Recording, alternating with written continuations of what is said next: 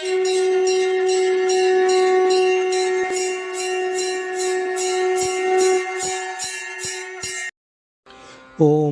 ஸ்ரீ குருப்பியோ நமஹ.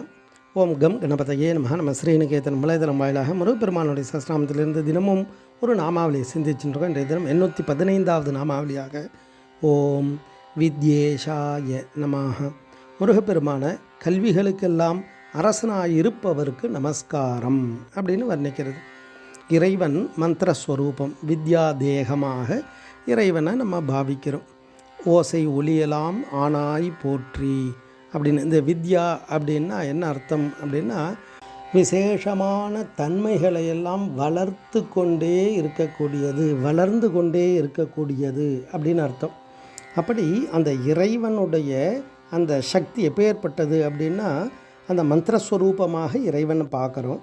அந்த மந்திரங்கள் அக்ஷர வடிவமாக இருக்கும். அகர முதலன உரை செய் 51 அக்ஷரமும் அகில கலைகளும் வெகுவிதம் கொண்ட தத்துவமும் அபரிமித சுருதியும் அடங்கும் தனிப்பொருளுக்கு இறைவன்னா அழகாக திருப்புகழில் சொல்கிறார் இல்லையா. அப்போ அந்த மந்திரஸ்வரூபமாக இருக்கார், அதே சமயத்தில் கலை வடிவமாக இருக்கார் இல்லையா. அந்த கலைகள் பார்த்தோம் அப்படின்னா சாந்தி தீத கலை, சாந்தி கலை, வித்யா கலை, பிரதிஷ்டா கலை, நிவிற்த்தி கலைன்னு பேர். இதில் இந்த வித்யா கலை தான் நம்ம எத்தனை ஜென்மா எடுத்தாலும் இந்த ஞான பொக்கிஷங்களை எல்லாம் இந்த ஆத்மா பந்தத்தோடு சேர்த்து வச்சுட்டே வரக்கூடியது இந்த வித்யா கலை தான்.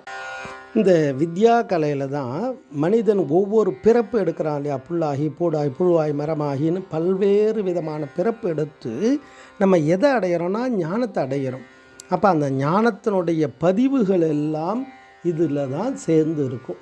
அந்த கலை வெளிப்படும் பொழுது தான் ஒவ்வொரு உயிர்களும் பிரகாசிக்கும். அப்படி அந்த வித்யா ஸ்வரூபமாக வித்யா அந்த ஞானத்துக்கெல்லாம் தலைவனாக இருக்கார். அதனால்தான் வேதம் வர்ணிக்கும் பொழுது ஈசான சர்வ வித்யானாம் ஈஸ்வர சர்வபூதானாம் பிரம்மாதிபதி பிரம்மனோதிபதி பிரம்மா சிவோமே அஸ்து சதா சிவோம் அப்படின்னு சுவாமியை வர்ணிக்கும். இந்த மானிட பிறப்பெடுத்த இந்த ஜீவன் எப்பேற்பட்டது, அதை உணர்ந்து அனுபூதி அடைந்த அருணகிரிநாத சுவாமிகள் திருப்புகழில் சொல்லுவார், உணர்விழி அப்படின்னுவார். இந்த உணர்வுன்றதே நம்மளுடைய சரீரம் இருந்து அந்த சரீரத்தில் எல்லா கருவிகளும் வேலை செய்தால் தான் உணர்வே வெளிப்படும்.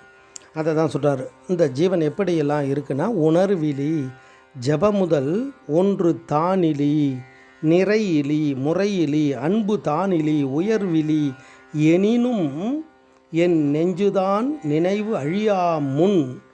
இந்த மனசுக்குள்ளே அந்த வித்யா கலை தான் நம்மளுடைய இந்த ஞானத்தெல்லாம் சேர்த்து வச்சுருக்கு இல்லையா.